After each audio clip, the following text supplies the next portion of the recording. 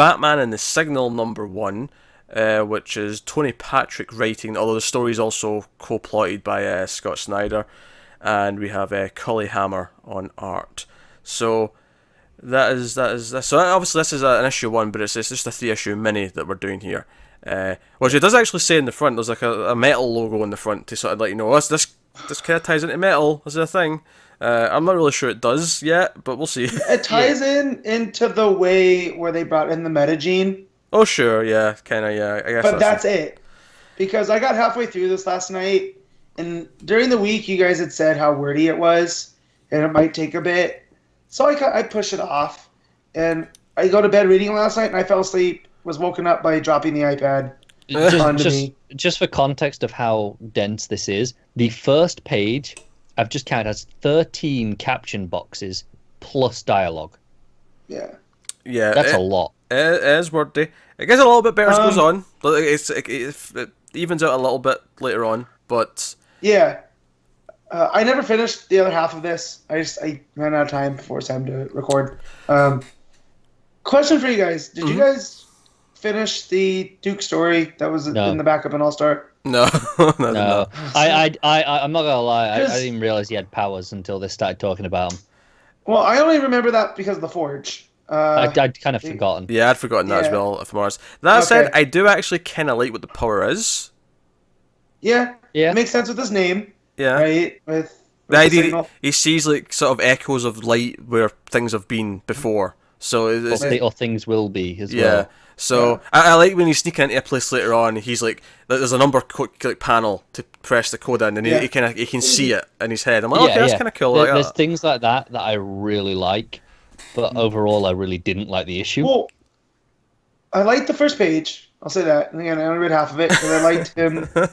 No, because it's him having this. He feels like struggle. He feels like he's the tacked-on member of the Bat family because he doesn't really have a place for him. Because he is. Yeah. Let's be honest. He is the tacked-on member. But I like that as a character, he's struggling with that, and he's at odds with Damian. In this dream scenario he's having. What? That also, this Dial. Is it just me, or are they gonna try to reboot Dial H for Hero with this metagene stuff? Maybe. I didn't consider that. Because the guy that he was fighting keeps saying, are you at the center of the dial? Did you have the dial too? So if they turn this thing into like it activates your metagene that's deep within people, and that's what we get out of this Duke story. That's cool. But as it is now, I don't even think I'm going to finish the back half because this wasn't doing it for me. Honestly, Joe's funny. I went into this with really no expectations or low expectations or whatever way you want to phrase it. And I think I ended up enjoying it more than I thought I would because of that. That's good. Because I went in feeling like, it's going to be another Scott Snyder Wordfest, and I was actually kind of pleased when I saw that he wasn't the one actually writing the dialogue and stuff. And it was still quite wordy. But Joe, the thing is here is I felt there was a lot of elements in here that I wasn't that familiar with. Like at one point, his girlfriend's there, and his girlfriend's like roommate, I think, and or his other friend, and I'm like, okay, I don't really know who these characters are because I never read We Are Robin. These are from that Robin War stuff, right? Because they reference being Robin. Yeah, I never read that, so I don't know who these characters are. That is really good. That's the most I've ever liked Duke, was when he was leading the We Are Robin stuff. Here's the thing. That was good. This is probably the most I've ever liked him because I actually think this power does separate him from the other characters. Because before this, to me, he was just, he's this weird tacked on. He's kind of a Robin, but he's kind of not. And what is his place? Well, it makes sense why he works in the day now, because that's where the light is. Oh, sure, what I mean? But I feel like if they actually wanted to go down this path where he has this power and he uses it and he does things during the day, because I kind of liked him interacting with the people and they were like, hey, there's not meant to be any of these crime fighting nonsense, these fights during the day. Like, it's safe to go in the day. You people are meant to just stay in night, like that kind of attitude from the public. There was things it was playing with I kind of liked. By the way, does anyone know who this cop is with the robot arm? No. Not a clue. Yeah. That's why I asked if you guys had finished the critique Duke story. Yeah. Critique of this. This was actually something that Gil Simone said on Twitter a couple of weeks ago about how you should always, even if it's like regular characters, always make a point of making sure their name is clearly whether it's a caption that just says their name, whether it's in the dialogue when you first see them. But I went back to the first page of her in this book, and Gordon never says her name. He just keeps calling her detective. It's funny because I was reading that going, who's this? Because I thought, I read the page and I'm not going to lie. I have a really bad habit of just skimming the captions that say the location captions. Yeah. I have this is quite a meaty one here. I have a bad habit of just kind of skimming over those and I thought, oh, maybe it says in there whose apartment this is. So I went back and checked because I was reading this and I'd also read that thread from Gail Simone recently, and I was like, oh, okay, and I was like, are they ever going to say her name? Like, please? Yeah, next scene with her in the police station, no, it's just always detective. I'm like, no, this is the thing. Gordon says her name once in that first scene. Does it's he? like the fourth page, buried in the middle of dialogue. He calls her Alex once.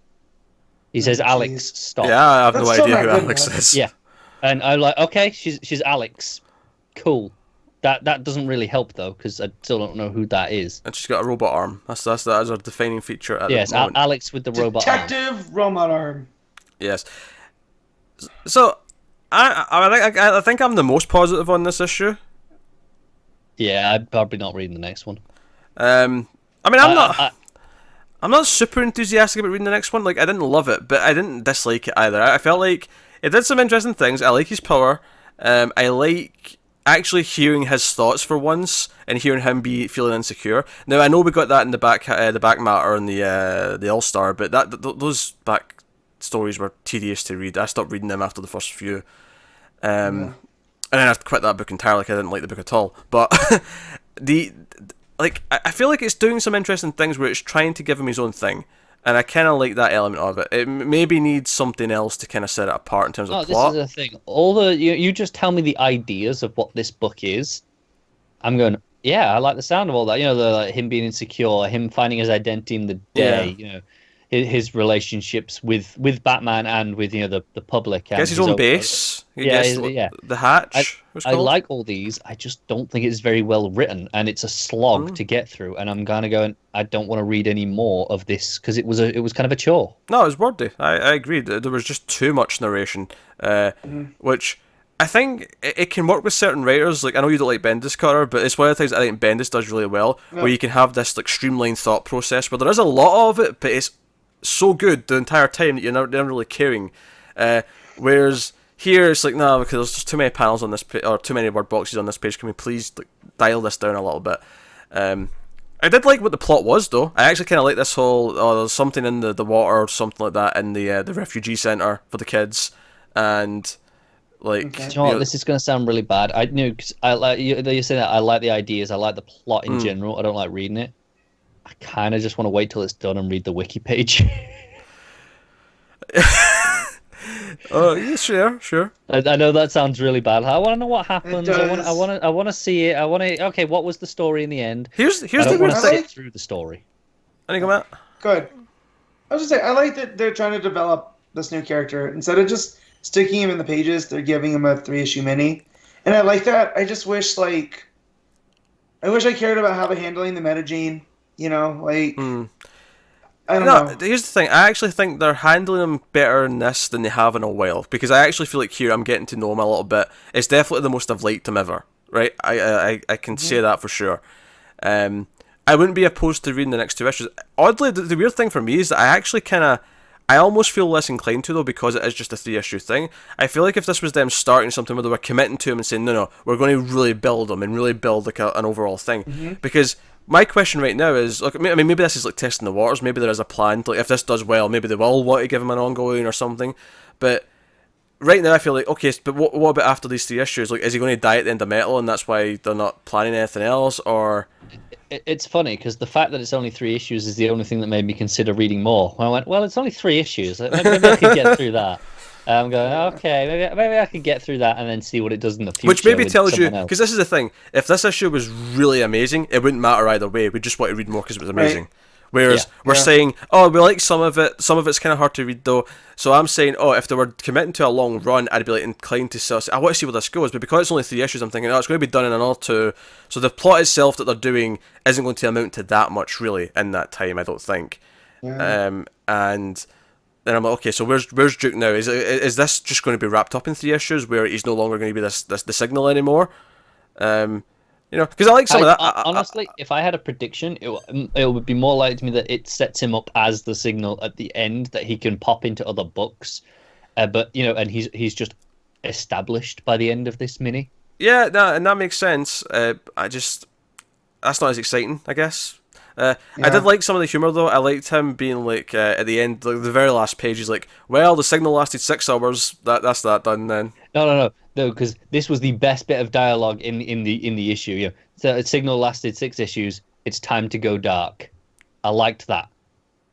And it was like 6 hours, not issues, Connor. That's too many. Fine. Yeah. I was looking down. I did the math though, Connor. Yeah, it was fine. Yeah. You knew, but that was the best part of the book. Which is, and I'm not being just saying, because it's over. Weirdly, it's not one of those. The last page is the best because it's ended. That was the best dialogue it had, but it wasn't enough to make me want to come back, which is unfortunate. It's funny because if you two aren't reading it, then I don't feel the need to read it because we're not going to be talking about it. I mean, you can talk about it and tell me about it, and then I don't have to read the wiki pages myself. Okay, well, I'll see how I feel when the second issue comes out. We'll see, because we've got all these New Age books starting, so we'll have more issues when the next one hits. So I'll see how I feel at the time. Wikipedia page. I did like parts of this, though. I like kind of what it's trying to do.